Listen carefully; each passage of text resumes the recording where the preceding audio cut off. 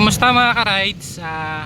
Ngayong araw, gastos reveal tayo sa ginawa kong pag-rebuild sa aking motor. Dahil ito ay 5 years na rin at saka masyado na siyang luma, at saka dami na rin gas-gas. Tapos yung side fairings ko naman, may basag na yun ng luma. Kaya ito, ginawa ko is pinalitan ko yung buong kaha. At kung gusto mong malaman yung buong presyo ng buong kaha, panoorin nyo to, ang video na to. Kasi lahat ng kaha na yan ay pinalitan ko ng bago. At ito yung listahan. Tara! So ayun mga ka-rides, dito tayo magsisimula sa taas, sa harap. Ito naman is 535. Tapos itong paggilid na to ay 675. At ito naman, itong sa gitna na to is 1,325. Yan, ito siya. Tapos ang ito naman 1,240. Ito yung front cover.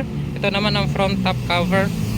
Tapos itong gilid na to, itong buo na yan is ano siya, 1,425 ito. Tapos yung front fender ay 1,105. Tapos dito naman tayo mga ka-rides, itong bulsa na to is 280. Kasi itong rack cover is 825. Mas maliit itong part na to. Ito buong kaha tong, hanggang dito yung bulsa. Yan, hanggang dito, hanggang dyan sa baba. Ano lang siya, 280 kasi parang manipis lang siya. Ito mahal, 825. Dito naman sa side cover ay 2,270 kada gilid. Dito, tsaka yung isa naman is 2,270 din. Tapos ito naman, side cover ng sa engine right cover is 280 lang, 2,000 280. Tapos itong isa ilalim hanggang dyan papunta dito ay 1,240. Tapos dito sa likod mga ka-ride, sa dalawa lang yung pinalitan natin, itong rear upper fender tsaka itong rear fender. Yan. Itong upper is nasa 135. Tapos itong ano naman ay nasa 200. Itong kabitan natin ng plate number. Tapos itong underneath naman is 205 lang ito eh. Yan, 205 lang yan. Ito. Tapos mga ka-rides, yun na yung buong kaha natin. At saka ito yung listahan na binigay sa akin ng Iron Horse. Yan. Body ride 2,270, dalawa yan. Rear center cover, yan. Nasa total, yan, total na 19,865. Tapos mga ka-rides, dito naman tayo sa mga accessories natin. Dito sa brake lever natin is 1,500 to. Tapos ito naman handle grip ay nasa 350. Tapos yung bar end ay 600. Labor nila ay 150. Tapos meron din tayong footboy, 1,000. Sunod mga ka-rides, yung upuan naman natin, wala dito sa listahan. Hindi tayo nakahingi ng resibo dito. Ito ay 1,500 lang naman. Diyan ko lang din nabili sa ano to, sa may C6. Tapos ito, sa Shopee ko nabili ay 399. Kaso bago ko nabili to, bumili pa ako sa mga gilid-gilid, napagastos ako ng 535 tsaka 270. Mga pangit, medyo ano sila mabilis mabali. Sunod ay itong tank cap cover ay ano lang to, 189. Sunod ito, nabili ko rin din sa Shopee to for 49 lang kada isa. At itong crankcase natin, ang pagpa-powder coat natin dito ay 1,200. Itong gulong rin, wala tayong resibo nito, Pirelli Diablo Rosso. Itong sa likod ay 100 by 80. Tapos yung harap ay 90 by 80. Ang nabayaran ko set ay 5,500. Sunod naman itong natin, power pipe. Nabili ko siya ng 5,300. Kaso may remap pa sila na 2,500. Tapos ito nagpalit yung panggilid naman, di na natin makikita. Ito mga nut slider, clutch spring. Yan, nagpalit rin ako, air filter.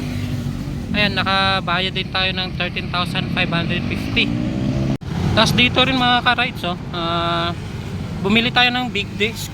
Tapos ito namang outer tube ng shock natin. Kasi puro kalawang na yung stock. Ito naman presyo niya. Ito, outer tube ng OKM is 3,800. Yung pagpa-lowered is 800. Yan, bracket. Ito, 1,000 to eh. Yan, 1,000 yan. Tapos big disc ay 950. Ano to? Itong tornilyo. Pinalitan rin to kasi puro nabilog na yung apat. Kaya pinalitan ng 150. Tapos ano to? Black clutch. Asan ba to? Wala na. So, ito yun mga ka-rides, ang apat nating resibo. 19,865, 3,800, 6,820, tsaka 13,550. Yan. Kaso hindi nakakasama yung resibo natin sa gulong tsaka pagpa-repaint ng mags. Yan.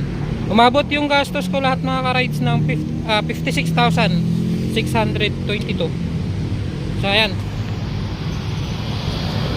Ayan yung itsura ng motor natin. Tapos ito yung itsura niya sa kabila.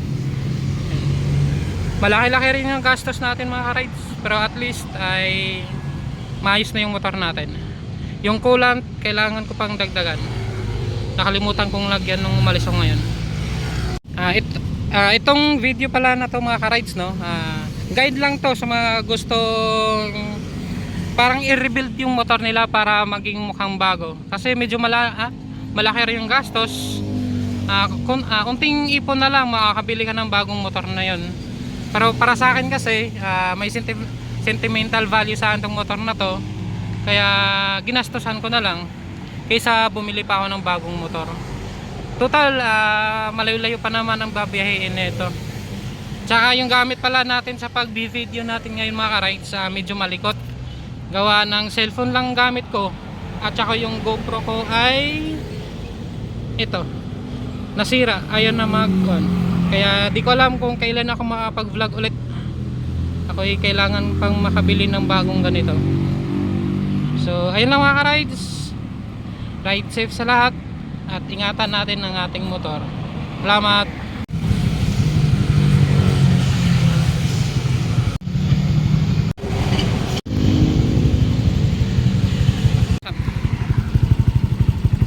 Mga ka-rides, sound check din tayo sa pinalagay nating pipe. Pero tignan nyo to, 1 week ko palang nabili. Grabe na yung kalawang Sige, sa sound check natin.